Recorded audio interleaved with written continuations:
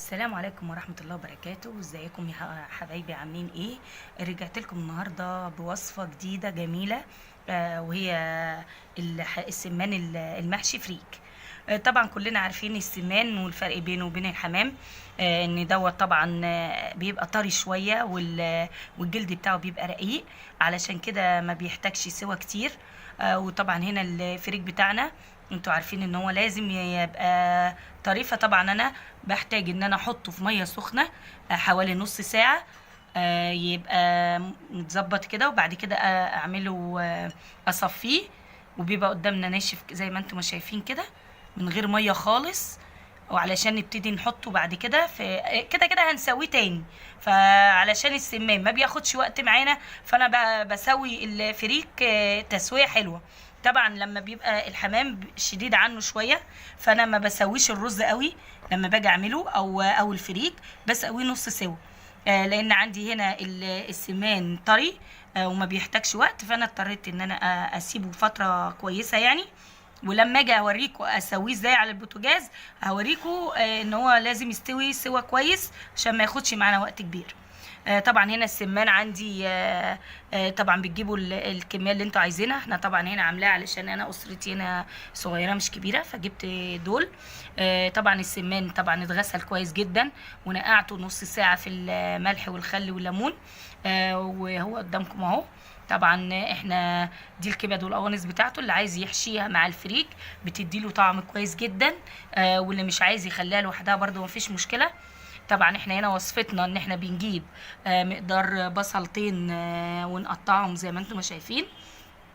وهطلع برضو اوريكم احنا بنقليها الاول، وبعد كده بنحط فيها الفريك، ونسويه عادي ما فيش اي مشكله زيه زي الرز. وهنا طبعا ما بيحتاجش توابل كتير، انا هنا عامله بس الملح والفلفل والبهارات الناشفه.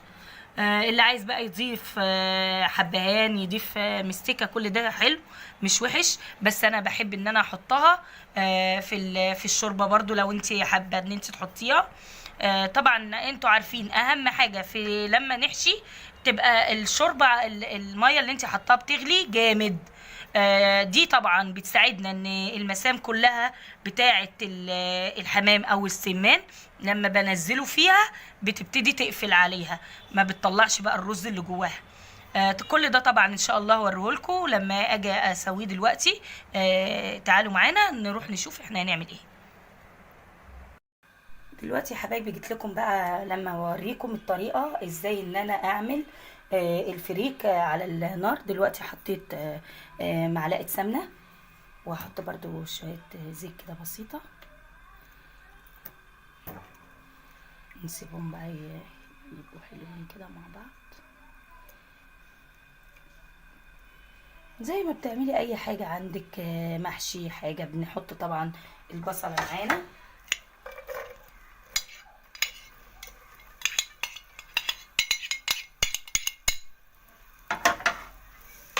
كده، نسيبها بقى لما تتحمر شويه.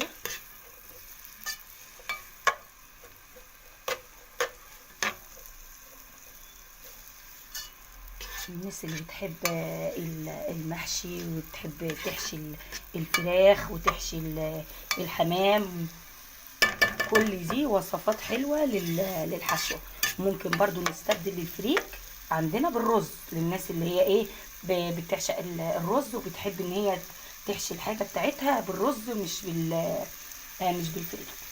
طبعا انا دلوقتي هقلب فيها شوية وهسيبها لما تبتدي تدخل على التحمير، ما حمرهاش قوي علشان الفريك ما ياخدش لون غامق معايا.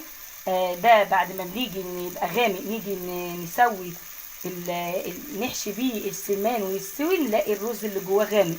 لا انا مش عايزه كده، انا عايزه يبقى كويس معايا ويبقى اللون بتاعي طالع كويس جدا. اهي دلوقتي وصلت اهي اللون كويس، انا مش عايزاه غامق قوي ولا فاتحه قوي. دلوقتي طبعا هنحط الفريك بتاعنا. شوفوا هو ناشف اصلا اهو، ما فيهوش ميه ولا اي حاجه. نحط كله، نقلب بقى فيه شويه زي ما انتم شايفين كده. سهل وبسيط يعني، مش هيحتاج حاجه خالص منك. او ان انت تقولي لسه بقى هنبل لا، ما بياخدش نص ساعه ويكون البل بتاعه بيبقى حلو معانا. دلوقتي نحط معانا البهارات اللي احنا قلنا عليها. بس انا بقى دلوقتي يعني دي حاجه مني انا بحط سنه قرفه. اللي عايز يا جماعه يحطها برضو، اللي مش عايز براحته. دي بتدي نكهه حلوه جدا وطعم كويس قوي. قدامنا كده اهو، نقعد بقى نشوح فيه شويه. طبعا اكون عندي مجهزه ميه سخنه مش ميه ساقعه علشان خاطر نسويه معانا. الله، شامين ريحه جميله. طبعا يا جماعه ما تنسوش تعليقاتكم واللايكات بتاعتكم. من الناس اللي مش مشتركه في القناه يا ريت تشترك على قناتنا وما تنسوش اللايكات والكومنتات كتير علشان خاطر اعرف ايه الوصفه عجبتكم ولا ما عجبتكوش، وايه الوصفه اللي انتوا حابين ان انا اعملها لكم المره الجايه. طبعا انا دلوقتي هحط الميه السخنه معاكم. ميه سخنه ما تكونش ساقعه. مش هنكتر طبعا، لان انا زي ما قلت لكم مش عايزينه مستوي يعني قوي، لا نص ولا يبقى حلويه. كميه الميه دي هتحتاج سنه كمان.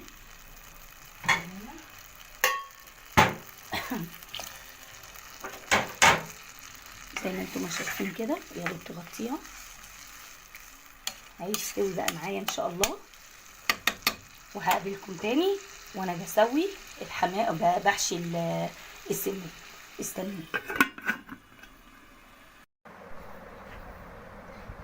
ورجعنا لكم تاني يا حبايبي بعد ما سويت الفريك قدامكم. طبعا انا سويته سوا حلو، مش نص ولا حاجه، لان انتوا طبعا عارفين ان السمان عندي هنا طري شويه ورقيق عن الحمام. طبعا الحمام بنسويه نص سوا ونرجع نكمل سواه في الحمام، لكن علشان هو ما بياخدش على الاقل 10 دقايق ربع ساعه بالكتير قوي وبيكون استوى، فانا لازم اسوي الفريك حلو. طبعا انا هحشي قدامكم واحده بس، هاخد شويه لان طبعا هو سخن جدا شايفين، فمش هقدر طبعا احط الكميه كلها قدامي. وهوريكم ازاي ان انا احشي. هنا عندي سمنايه اهي، طبعا انا غسلاها كويس جدا وشايله كل حاجه جواها. طبعا انا بخلي المؤخره دي الهدف، لان انا بعد ما بغسلها وبظبطها وبحشيها بقوم عامله كده. طبعا انا هوريها لكم بعد ما احشي كده. عندنا الحشوه، طبعا انا بفتح كده عندي وبدخل ايدي لجوه جامد في الحشوه، وهنا عندي بفتح كده بايدي بملى الفراغات اللي فيها دي كلها عشان تحسسني كده ان هي كابوزه شبه ديك الرومي كده حبايبي. بصوا، ونحاول كده نمشي فيها كده، نخليها متساويه بعض الشيء عشان تديش شكل مش حلو كده اهو. طبعا انا في ناس بتحط الكبد والقوانص بتقفل بيهم عادي، انا ممكن احطهم اهو زي ما انتم شايفين كده. هوريكم برضو يعني انا ساعات بحطه وساعات ما بحطهاش كده. بصوا يا حبايبي، بصوا الصدر بتاعي بقى عامل ازاي. طبعا هنا انا بقوم جايبه دي مدخلاها كده. طب قدر وانا بعملها كده اتقطعت، مفيش عندي اي مشكله. انا بقوم جايبه فتله واقوم ايه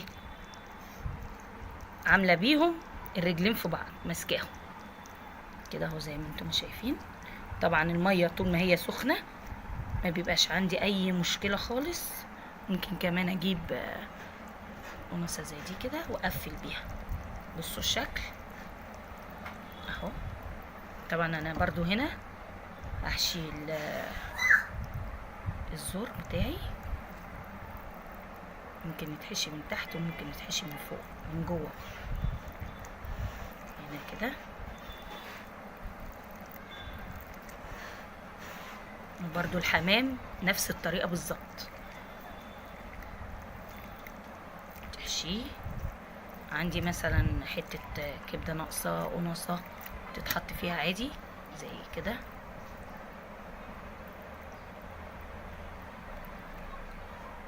مفيش اي مشكله. الناس زمان بقى كانت بتخيط طبعا، دلوقتي ما بقاش فيه الكلام ده. اهو قدامي شايفين ادي الشكل. نشيل كده كل اللي فيها. طبعا كل ده مع الميه السخنه، اول ما بتنزل فيها بتطلع، ما بتطلعش اي حاجه من جواها، بتقفل على المسام اللي فيها كلها. تعملي كده بقى الجناح عشان تخلي شكلها حلو. اهو الزور اهو، بصوا بصوا كده بيبقى ده شكلها النهائي. اهو متقلقوش من الحاجات دي، هي اول ما بتنزل الميه السخنه بتقوم مقفله نفسها على كل حاجه جواها. وهخلص بقى الحشو الباقي وهوريكم ازاي ان انا بحمره، وهوريكم الشكل النهائي ان شاء الله. كده يا حبايبي شكل السمان معانا بعد ما حشيناه بالطريقه اللي انتوا شايفينها دي. طبعا علشان يمسك وما يخرجش معانا اي حاجه، زي ما انا ما قلت لكم في الاول، تسخني الميه جامد جدا، وبعد كده تنزلي فيها الحاجه بالراحه، مش تقومي رميها، لا نزليها بالراحه كده معاكي، هتلاقيها قفلت على نفسها والحاجه تطلع مستويه وجميله. وهطلع بقى اسويها وارجع اوريكم. رجعت لكم تاني اهو بعد ما حطيت الطاسه على النار وحطيت فيها زيت. طبعا الزيت لازم يا جماعه يبقى تقيل شويه، يعني اكتر فيه ويبقى غزير، ولما يسخن خالص معايا اقوم ابتدي احط فيه السمان. طبعا اهو شكل السمان قدامكم بعد ما انا ما سويته معاكم اهو. طبعا ما قلت اقلب فيه كتير لان هو اصلا مش مستحمل اي حاجه. انا هخلص القليه بتاعتي وارجع لكم تاني اوريكم الشكل النهائي. استنوني يا حبايبي. ودلوقتي يا حبايبي رجعت لكم بعد ما عملت السمان قدامكم حمرته. وده هو منظره الاخير. شكله جميل ومحمر من كل حته ومستوي خالص. برضو هفتح لكم واحده اهي قدامكم، بصوا شوفوا الفريك من جوه عامل ازاي، سخن جميل وزي الفل اهو قدامكم. وعندي برضو انا هنا عملت بقيه الفريك، زودته سوا وحطيته وقدمته جنبه. وهنا السلطه بتاعتنا. ويا رب الحلقه النوبه تكون نالت اعجابكم. وانا عايزه يا جماعه اللايكات تبقى كتير، وعايزه الفيديو ده يوصل ل 100,000 لايك يا ريت والله. ان شاء الله اكون عملت كل حاجه انتوا بتحبوها، واللي انتوا عايزينه كله يا ريت تحطوه لي في التعليقات بتاعتكم. واللي مش مشترك في القناه يا ريت يشترك في القناه. ويا رب اشوفكم على خير في الوصفه الجايه، والسلام عليكم ورحمه الله وبركاته.